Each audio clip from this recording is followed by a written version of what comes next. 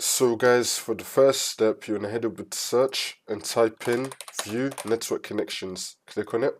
And then once you're on this, you want to find your network adapter, double click on it, and then click on properties, and then click on Internet Protocol version 4. And then once you're on this, make sure that you have obtain an IP address automatically selected, and now under it you want to select use the following DNS server address. You want to make the first line 8888, and you want to make the second line 1111, and then click on OK. And now for the second step, you want to head over to search again and type in CMD. Now you want to run it as administrator, and then click on yes.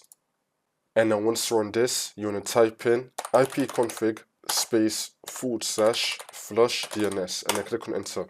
And now you want to type in netsh space winsock space reset, and then click on enter again.